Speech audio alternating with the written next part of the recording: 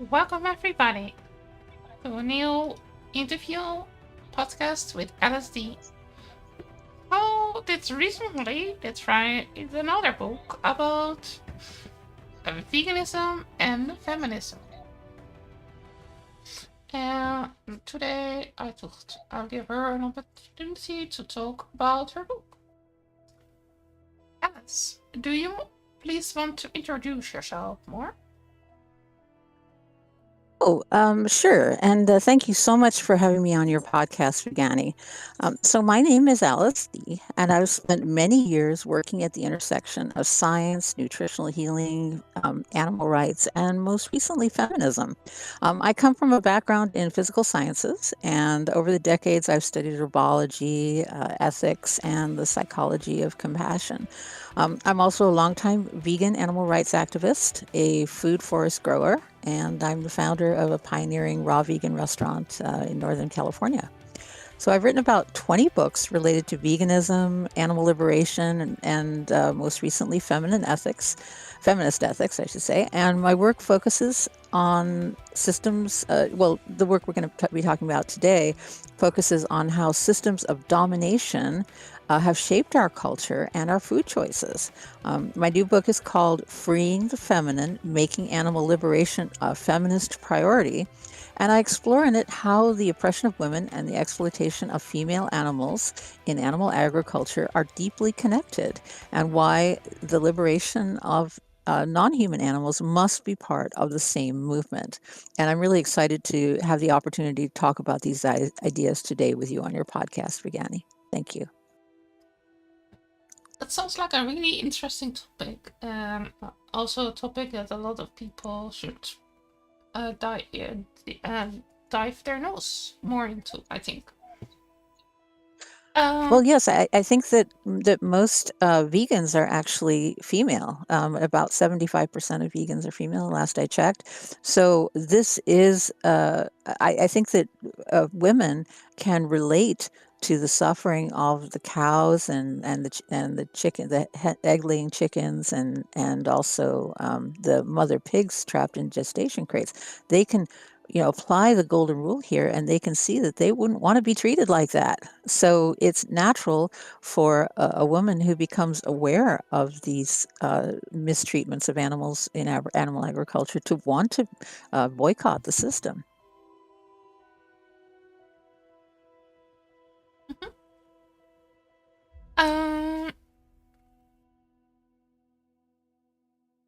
um, why did you? Do you want to talk more about uh, more reasons why you thought it was the time to write a book at this time? Oh, well, yeah, I really, this book is about how feminism, in the same way that I think I used a chapter in Dr. Will Tuttle's book as kind of my called Domination of the Feminine, as kind of my starting point for this particular book. And in my book, Freeing the Feminine, it explores how the same mindset that dominates women also exploits female animals and the earth. I show that animal agriculture isn't just an environmental or ethical issue, it's a feminist one. And the book connects ecofeminist theory, psychology, and lived experience to reveal how the domination of the feminine operates across species. When we look at dairy cows, hens, pigs, or even, sea Shrimp. creatures like female shrimp, we see the same logic of control and extraction that has long been used against human females. My goal is to help readers see that liberation must include all females, human and non human, because the systems that harm one group inevitably harm the others. Yeah, just like I think also in the book the political what was it called, the sexual politics of meat also was there was Oh, also talking yes, about. yes. Right. That is a founding book, and they were written in the 90s. And I definitely refer to Carol Adams' work extensively. And also, there's other notable thinkers. Dr. Tuttle, of course, is one of the inspirations for the book, and I do acknowledge him in the start. And it's a referenced book as well, so it reads a little bit like more like a PhD thesis, because that's kind of what I was learned to do in my educational background. So each section is referenced, and if you're interested in further reading, you can go back to the original source work on that, which I would refer you to Carol Adams. Mhm. Um,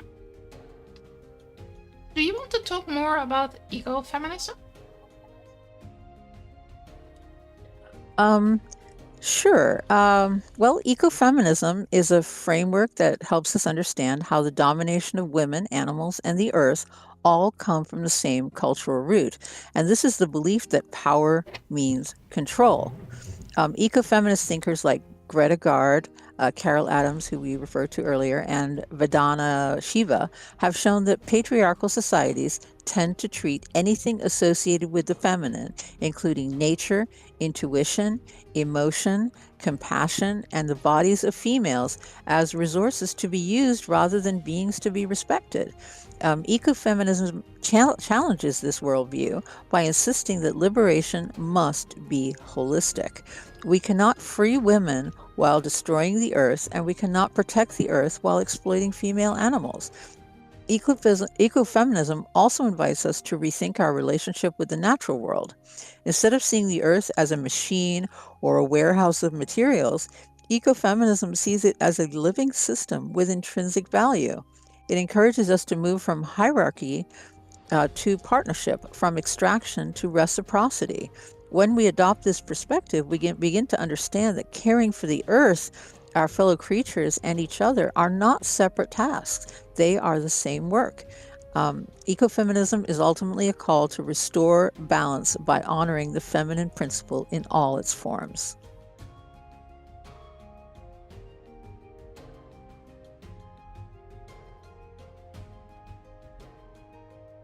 Mm, do you want to talk more about how animal agriculture is a feminist issue? Oh, definitely, and I think this is probably one of the most important things we need to bring up today, because animal agriculture is a feminist issue because it depends on controlling female bodies. Dairy cows are impregnated repeatedly. Their calves are taken away, causing extreme emotional distress for both parties, and their milk is stolen so that humans can drink it. This is just completely, utterly unethical. In the egg industry, hens are forced to lay eggs far beyond their natural rates. All the male babies are killed, often ground up in grinders while they're still alive. Um, in the uh, in the pig agriculture, mother pigs are confined in farrowing crates that are so small they can't even turn around. They're basically stuck into these metal cages. Absolutely, completely unethical.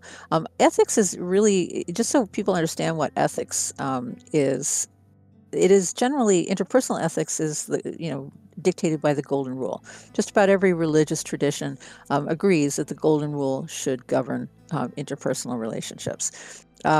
So we can pretty clearly see that the golden rule is not being applied here. Most mothers would not like to have their calves, their child ripped from them. They would not like to have their breast milk stolen. They would not like to be genetically manipulated so that they have more children. They would not like to be forced to carry a child to term if it really is not appropriate for them. And they don't want to be confined in tiny metal crates. So we can start to see these are acts of reproductive violence against females. When feminism ignores this violence that is routine in animal agriculture, it misses a major form of gendered oppression. Ending animal agriculture is not only about kindness to animals, it's about dismantling the patriarchal idea that female bodies exist for exploitation. I completely agree with that. For me, if you are a feminist, you shouldn't exclude other female, no matter if they are not human or not, because that doesn't matter. The basic thing is that they are exploited, and that are exploited because they are female animals. Just like we are humans, but we are also animals, and they are. There are pigs, there are shrimp, there don't deserve to be exploited. I think. Well, those are excellent points, and I do try to put everything into a historical context because we need to understand how these systems arose, how it ever became okay to do these things to other creatures. And so I do try to explain the historical context, something that Dr. Tuttle calls herderism, or the herding mindset, the idea that we could own and dominate and control and buy and sell other creatures led to the doing the same with women. And so, and controlling women's reproductive abilities or desire not to reproduce. These are all things that we absolutely positively need to put firmly into the feminist arena, because if we're going to be pro-female, what about all these females in animal agriculture? Why aren't we being horrified at what's happening to them? We should be, because if you can do it to an animal, you can do it to a human, because we are all animals and we all suffer and feel pain, and nobody wants to be dominated like this. Certainly, speaking from a female perspective, pregnancy is no small thing. Okay, it's a big deal. It's a major inconvenience. It basically, destroys the normalcy of your life for 9 months. So do not ever take that lightly. If a female doesn't want it, she should never be forced into it. And every man that says that it is his child, also, I think, and he wants to have a child himself, he should probably find a way to clone himself or something.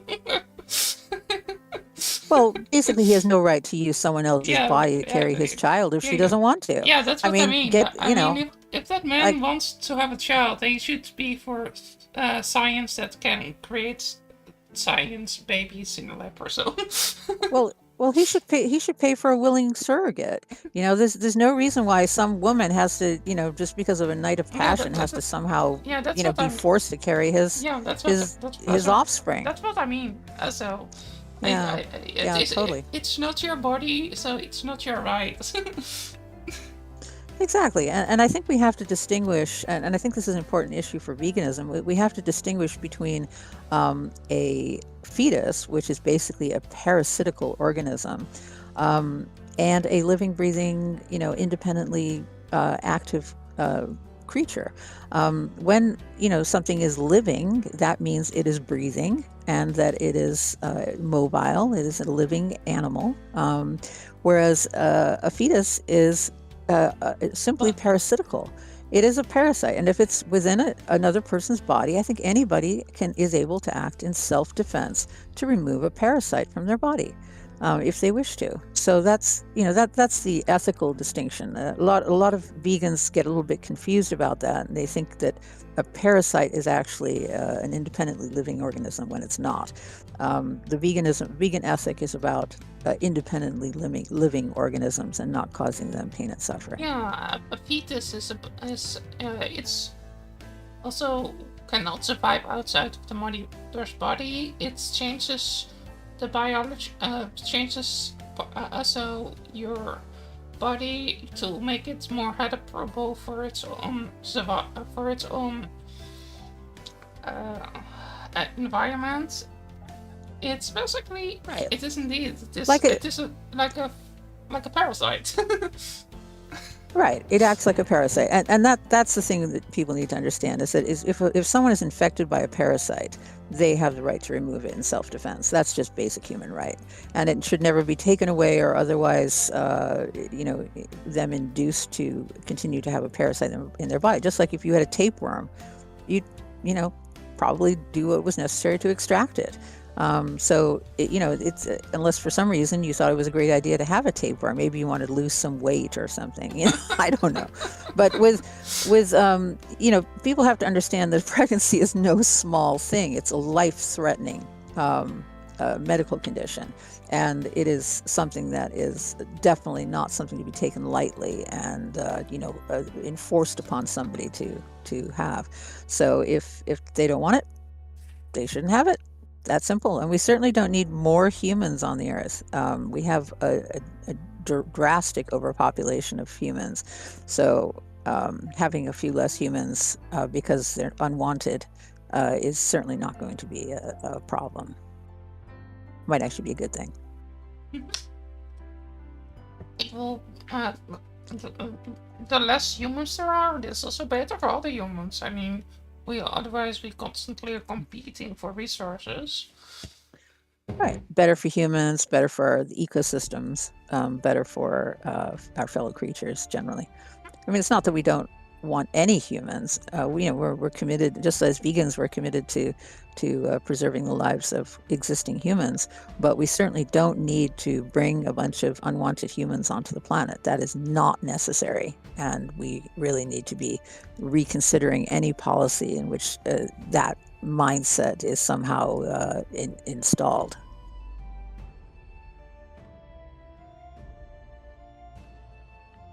Um,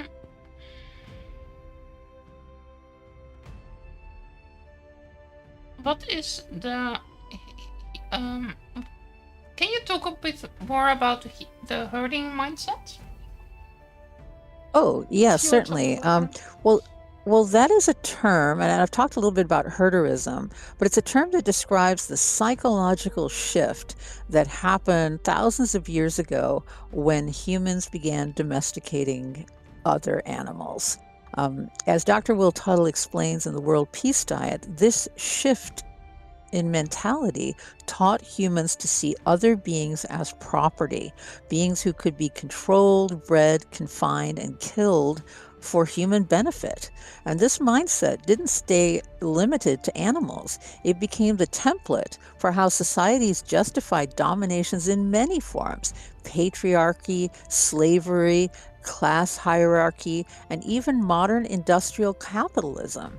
So once a culture accepts that some lives exist to serve others, it becomes easier to justify all kinds of unethical oppression. In my book, I call this the original domination template because it shaped the way humans learn to relate to the world and other beings. Healing the hurting mind means questioning the belief that domination is natural or necessary. It means recognizing that cooperation, empathy, and mutual respect are actually more aligned with human and planetary well-being. When we begin to dismantle the herding mindset, we open the door to a more compassionate and equitable society, one where no being is treated as an object or a tool for domination.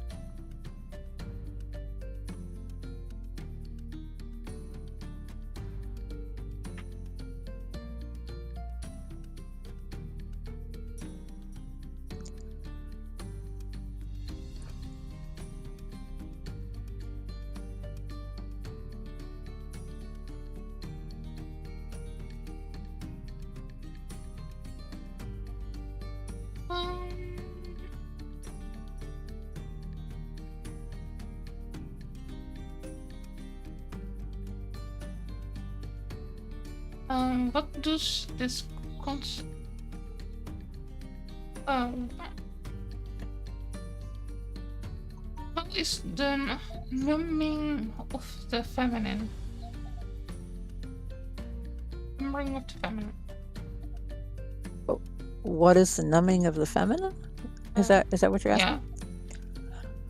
Oh, well, the numbing of the feminine, as I use it in my book, refers to the way that human society teaches us to suppress empathy, intuition, compassion, and emotional awareness, which are qualities traditionally associated with the feminine. From a young age, we are told not to feel too much, not to cry, not to care too deeply, not to worry about the animals whose dead body appears on our plate. This emotional suppression is necessary for a culture built on domination, because domination requires disconnection from our feminine qualities. If we truly felt the suffering of animals, the suffering of women, or the harm being perpetrated on the earth, we could not participate in systems that harmed them. Eating animals is one of the most powerful forms of this conditioning. It trains us to override our natural compassion. We are taught to love animals and to consider other animals food and eat them, to ignore the violence behind our food, and to silence the part of ourselves that knows something is wrong. Reclaiming the feminine means reclaiming our capacity and willingness to feel, to let empathy guide our choices. When we reconnect with the feminine within ourselves, and we have both males and females have their feminine side, we begin to heal the moral numbness that keeps exploitation alive.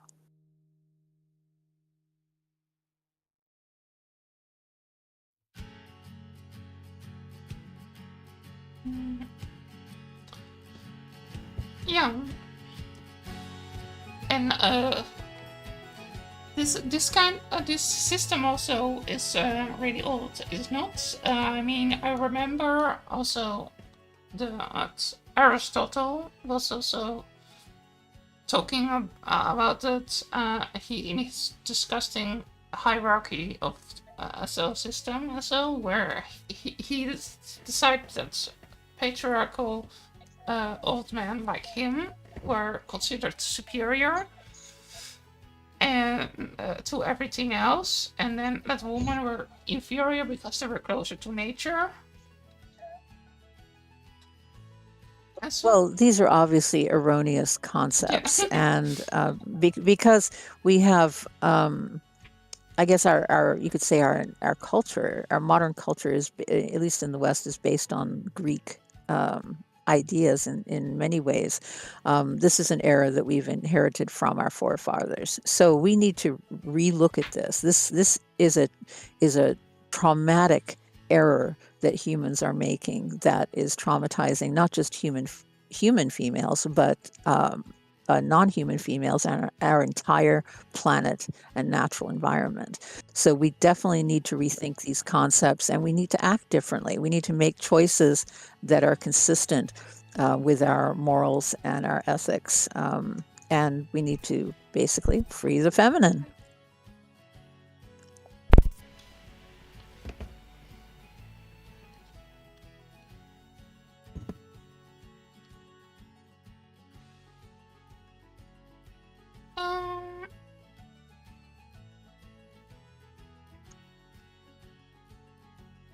um, what is healing the hurt? What is healing the hurting mind? Oh, this is a really important part of the book where I talk about how to fix things. And healing the hurting mind is about doing the inner work that involves transforming the internal patterns that keep domination alive within ourselves. The hurting mind believes that control equals safety, that hierarchy is natural, and that some beings exist to serve others. These beliefs are deeply ingrained. They are false, and they shape how we see the world. Healing them requires inner work, reflection, meditation, connection with nature, and a willingness to question our assumptions that keep the feminine dominated. It's a process of remembering that we are part of life, not above it. And when we heal the hurting mind, we begin to see others, human and non human, as individuals with their own experiences and desires. This shift in perception changes how we act. We become more compassionate, more patient, more aware of the impact of our choices, and more likely to start living an ethical vegan lifestyle. Healing the hurting mind is not just a personal journey, it's the foundation for collective liberation. When enough people make the shift, the systems that have been built on the domination of others begin to crumble.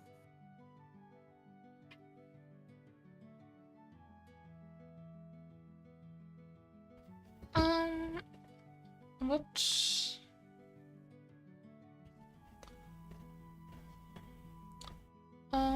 what does this book connect to climate change?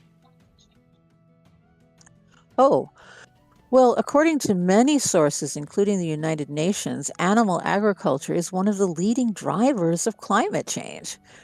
If you haven't become aware of this, it's actually more of a driver of climate change than the entire transportation sector. So if you're, got yourself an electric car because you're concerned about climate change, my goodness, the one thing you should be getting rid of right now is any animal products in your lifestyle. Um, Animal agriculture is also directly responsible for massive deforestation, as well as for methane emissions that are an extremely potent greenhouse gas, 84 times more potent than carbon dioxide in the first, what is it? I don't know, in the, well, in the number of years after its Yeah, emission. yeah. And so, Carbon dioxide um, is on a scale of 20 years, something like 80 times as okay, potent yes, for the environment as right. CO2. So about I think it was 84 times in the first 2 decades after its release. So that was the number that I think you're also quoting. And it's also, animal agriculture is also a huge water polluter responsible for major dead zones in, say, the Gulf of Mexico and other places, and as well as a driver of biodiversity loss. Biodiversity is the diversity of species that exist on the planet, and animal agriculture, by favoring certain domestic species, is creating basically a holocaust for all the other species on the planet that could possibly be competing with these preferred domesticated species. So, and the connection to climate change goes even deeper than the severe environmental impact of animal agriculture. The same mindset that exploits female animals also exploits the earth. It treats living systems as resources to be extracted rather than relationships to be honored. When we challenge the domination of female animals, we also challenge the worldview that is destroying the planet and changing its climate. Ending animal agriculture is one of the most powerful actions we can take to address climate change. It reduces emissions, it restores ecosystems, and it frees up land for rewilding and regenerative agriculture. It also, you know, it's also far more efficient in terms of its production of food. We can get about 7 times the amount of human edible protein um, from plants than we can get from from a cow, for example. So why are we wasting all this human edible food by feeding it to animals and then hurting animals so that we can eat their dead bodies? I mean, this is just doesn't make any sense at all. Um, so I think that the reduction of emissions, the restoration of ecosystems, the freeing up land, and beyond those practical benefits, shifting away from animal agriculture represents a cultural transformation. This is a move from domination to caretaking, which is really where we belong. Having dominion over other creatures is similar to, say, a king or a queen having dominion over their subjects. It's not about, uh, dominating and hurting their subjects. It's about having compassionate care for them, caretaking, being the loving, beneficent caretaker of others. So I think this has been substantially misunderstood and inappropriately applied to promote the um, use of animal agriculture. Feminist ethics can help guide this transformation because they value empathy, cooperation, compassion, and long term thinking over short term profit. And I think that's where we need to be as a species.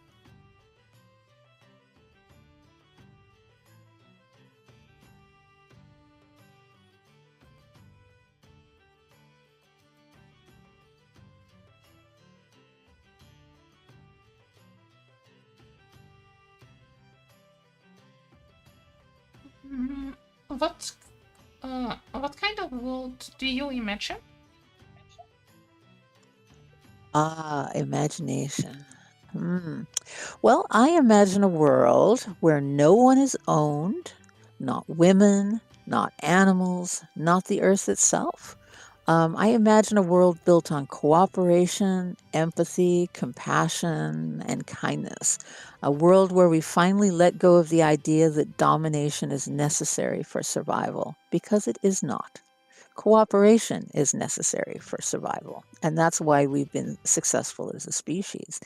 In this world, we recognize that things like cooperation, empathy, and care are not weaknesses, but they're the foundations of a healthy society. We stop seeing other beings as resources and start seeing them as partners in life. And this shift changes everything. It changes our food systems, our relationships, our politics, and even our inner lives. I also imagine a world where the feminine, meaning the qualities of compassion, intuition, and emotional intelligence, is honored rather than suppressed. When we free the feminine, we free ourselves from old patterns of violence and hierarchy. We create space for healing, creativity, and connection. And this vision of mine isn't utopian, it's deeply practical. Every act of compassion, every plant based meal, every vegan boycott, every moment of empathy for our fellow beings moves us closer to that world. Liberation begins with imagination, and imagination becomes reality through daily practice and the more people who adopt it into their lives.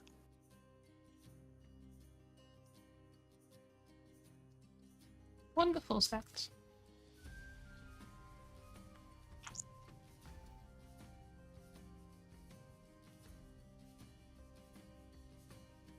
Mm,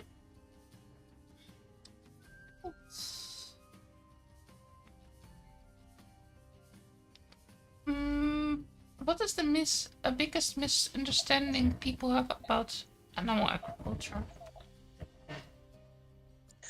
Well, okay. It's a lot of misunderstandings, but I think one of the biggest misunderstandings about animal agriculture is that it is natural or traditional. In reality, modern animal farming is something that has only really been occurring since the early 1960s. It is a highly industrialized system that is incredibly cruel, incredibly dominating, and bears almost no resemblance to the small farms that people imagine. These are concentration camps for animals.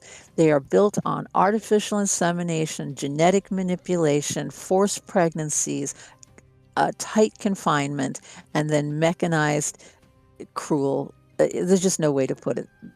Slaughter. This is nothing natural about forcing pregnancies, taking babies away, or confining mothers in metal crates. These practices are inventions of a culture and an industry that prioritizes profit over life and kindness. Another misunderstanding is that somehow animals don't mind or don't understand what is happening to them. No. Science shows quite the opposite. Cows grieve the loss of their calves, and you can hear them wail for days after their calves are stolen from them, just like a human mother would if their baby was taken from them. Pigs are as intelligent, if not more intelligent, than dogs, the fifth most intelligent type of creature on the planet. And they can play video games. They're so smart. Hens form social bonds and experience stress when they're tightly confined in the cages used in battery egg farms. When people learn the truth about animal agriculture, they often feel betrayed by the stories and the false images they're shown on television that they were told when they were growing up. My book, Freeing the Feminine, helps readers see that the suffering of female animals is not an accident. It is built into this profit hungry, industrialized system. And once we see that fact clearly, we can choose a different path. And that's what veganism offers people, a boycott of the cruelty of animal agriculture and the exploitation of the feminine involved in those systems.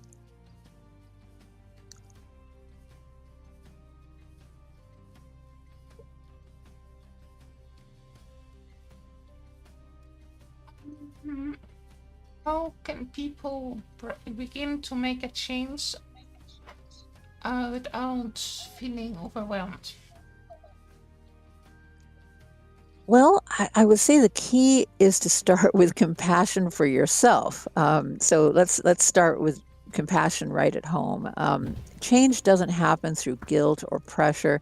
It happens through awareness and alignment with with the ethical thing to do. You can begin by learning. You can watch documentaries like Earthlings or Cowspiracy or What the Health.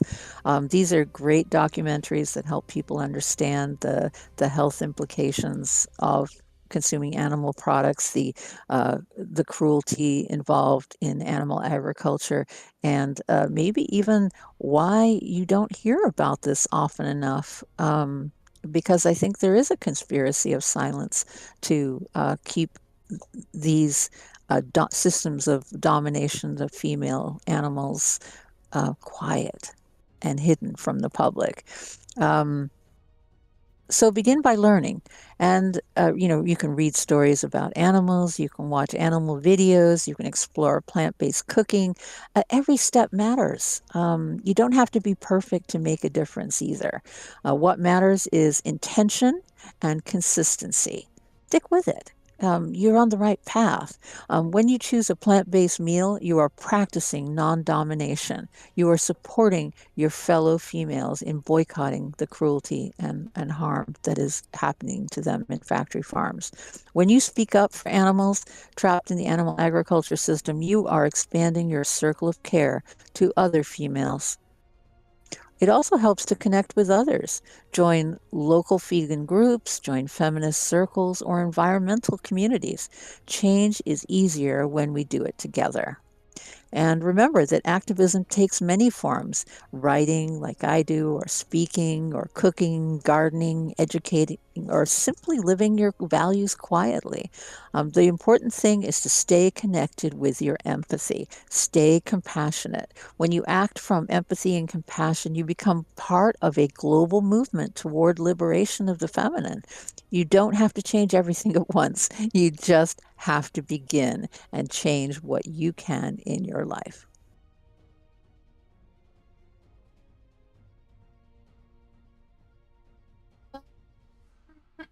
How do you see feminism grow when it includes animals and the earth? Well, the key thesis of my book is that feminism should be including a boycott of animal agriculture. When feminism expands to include animals and the earth, it becomes a truly transformative force for the right. It stops being only a human centered, perhaps even selfish movement, and it becomes the philosophy of universal care and caretaking. This expansion strengthens feminism because it reveals the deeper roots of domination, the belief that some bodies exist to serve others. And that's the fundamental error that we need to oppose. Once we challenge that belief at its foundation, because its foundation is weak, doesn't really make sense. It's just convenient for some people to think that it does. We challenge all forms of oppression at once. Feminism becomes not just a social movement, but a cultural and ecological revolution. and including animals and non human animals, I should mention, because we are all animals. We're animated life forms.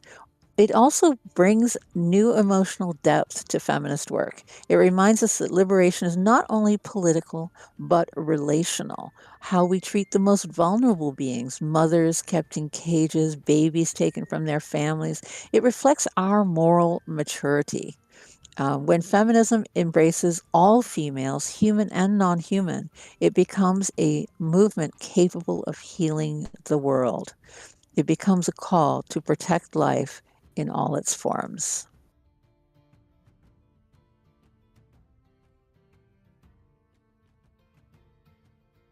Um, what's final message? Is there some other thing you wanted to say? So, Well, I would say that if I had one final message that I wanted people to hear about my book, is I would really like our listeners to understand that my book's core message is that liberation is interconnected.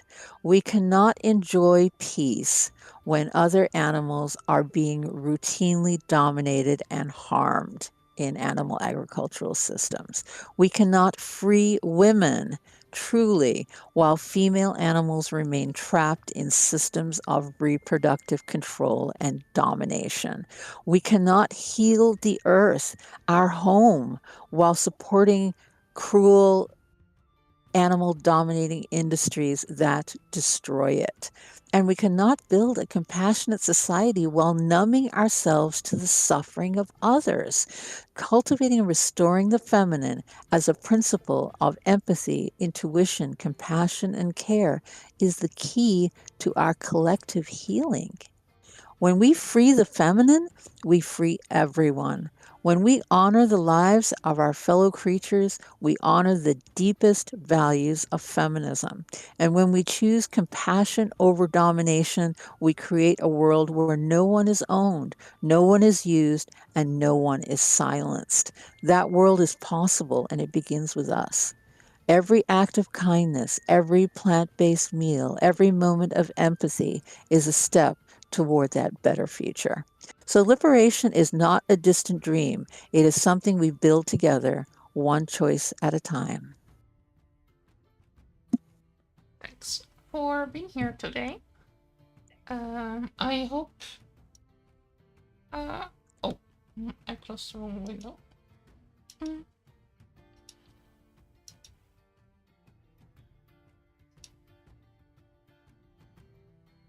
I hope you have a great rest of your day. Um, I hope I hope to see you again. I hope we can do another podcasts another time.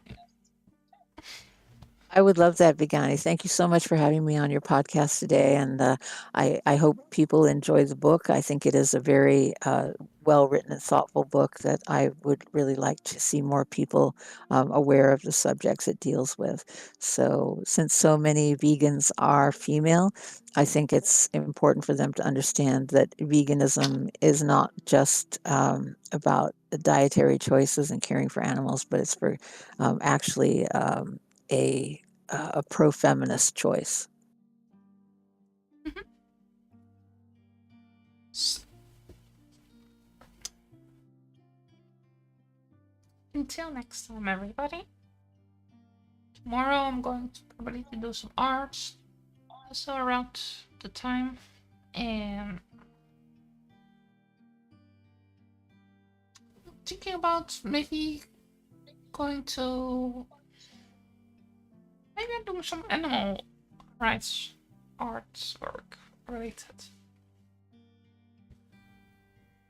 So That sounds interesting. yeah, I hope you